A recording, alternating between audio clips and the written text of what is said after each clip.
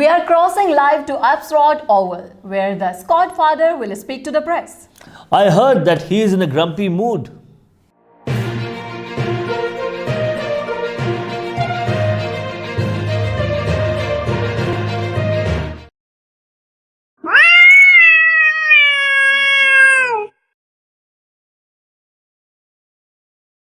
Hello everybody, welcome to my channel and thank you for joining. Now the season has started, so we're going to go straight away with the Thursday night press conference. Just coming down. Now if you had a chance to look at my team review or my team reveal, the second episode, I showed you a couple of teams that had where is he? Where's my boy? Gipkus. Some of my teams had Gipkus in it, and some didn't. Unfortunately, the last one that I did had Gipkus in it. Can't believe this. And he got injured. It was sad. It was sad to see him go. Finished on 19. Luckily enough for me, I had him on the bench, so it wasn't too bad for me. But I do know that a lot of people had him on field, and he's got the 19, so I'm very sorry about that. Now, let's go to Carlton first, okay? Patrick Cripps, he always starts well against Richmond. Scored a 135, 21 contested possessions. That's where the points are. So he had 4 clearances, okay, but 21 contested possessions. He scored as much or as many as the Weapon did last week, when the Weapon had 20 clearances, because you don't actually score points for clearances, you score points for contested possessions, okay? So Cripps went nuts, and expectingly so, against Richmond, okay? And going down the order, because at Carlton there's not many players that are Supercoach relevant, okay? So there's not much to pick from here. A lot of people jumped on Hewitt, and I told them a lot of them don't do it, okay? Because Hewitt cost me $50,000 last year. He blows money. He cost me big time. And he didn't do much. 76. And now, what are you going to do if you got Hewitt now and he's called a 76? Okay, you probably have to sideways trade him out. Anyway, he only had 20 touches. He's not that quick. You got Hewitt scoring 76. Right next door to him, you got Jack Carroll. He's a 120. Remember, we imported. We had a container come over from China. We had some imports. Well, Jack Carroll was on that boat, just coming down.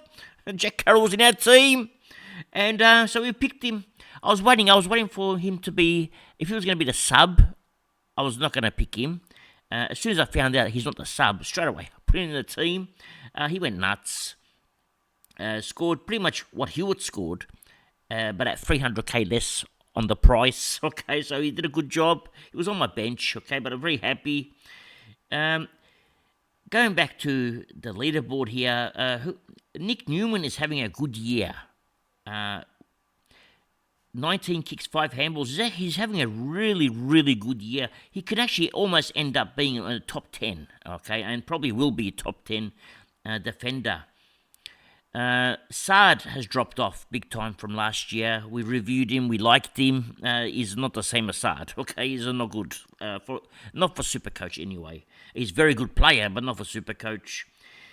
Now, go down the order here, okay, and as you know, at Scodfather or at Abs Magic, we specialise, okay, in picking spuds, okay. We that's our speciality, okay. Now, Zach Williams, he scored a 51. 13 kicks, 2 handballs. He went at 53%. I was speechless, okay? I spent $200K on this spud, okay? I could have got the shipments from China. I got a cheaper one, but no, I want to spend $200K on a spud. Just coming down. Anyway, we got him. Luckily, I think 61% of the people have him as well, so you're all stuck with a spud as well. So, what are we going to do with him? Well, we're going to have to hold him a bit longer. He's going to have to eventually come good, because he did score 74 fantasy points, okay? So he's almost up there. It's just that in Supercoach, he stinks right now. Now we go over to Richmond, okay? And Toby Nankervis, 137. Now he's not Supercoach relevant, but what is relevant here that a ruckman scored a 137 against Carlton. Let's have a look at Carlton's draw. Well, Carlton's draw, he's got Sherry next. Now, if you've got Sherry, you're going to maybe Sherry is going to score some points at 400k. That's a bargain. Now, that's not a bad deal. Who else we got here? We got, he's going to play Freo, so you got Jackson. He's going to have a field day. So Sherry's going to have a field day, followed by Jackson. Now, I don't have either of those two. Adelaide, there's nobody. GWS, there's going to be, what's his name? Briggs. He's going to have a field day. So if you got Sherry, Jackson, or Briggs, you're going to have some big points coming up, which is quite interesting. Now going back to Richmond, and let's go to the bottom here. We'll get back to Bolter in a minute. Bolter, he's looking good. He actually looks really good right now. I think he likes his new coach because he didn't say good things about Hardwick, but I think he's in love with this coach because he's trying his best. Kicked 3 goals, played a fullback, played in the ruck, played a full forward, and he was complaining to Hardwick that Hardwick plays him everywhere. Well, guess what? You can play everywhere again now. Just calm it down. Now, let's go down. We talked about Gibcus, okay? Also Young had concussion. That's 2 defenders gone. So what happens when you lose 2 defenders? There's not much left at Richmond that can replace these 2. Okay, I think we only got one more tall, so he might come in. The tall we got is Miller. Okay, so Miller might come in, but the problem is who's going to replace the other one? Well, it's going to have to be Bolter. All right, so Bolter's going to have to move to the back line until Young recovers. And that's going to be only a 1-week injury. However, who's going to replace Bolter? Okay, now we've got a problem. Okay, we got 2 forwards at Richmond. Unfortunately, one of them is not ready yet. Okay, and that's he's not Ryan. He's not gonna. I don't think the coach was very happy with him in the first game, so he's not ready. And we've got a second forward. Cozzy, I don't really like, I don't know, Cozzy just doesn't have it, okay? I have a feeling, okay, that Naismith may come in and play forward alongside, where is he? Alongside Lynch. It could be a Naismith-Lynch combination next week. So if you've got Naismith on the bench, you've done very good. You'll be bleeding if Naismith plays in the forward line and does well, then gets DPP, forward line status, and you have to bring him in. And that's a possibility now. Plus also Lynch, scored a 63, kicked 2 goals. He's not ready. He doesn't look that good yet. He spent a lot of time on ground because there was too many injuries. Spent 89% time on ground. Wasn't supposed to spend that much.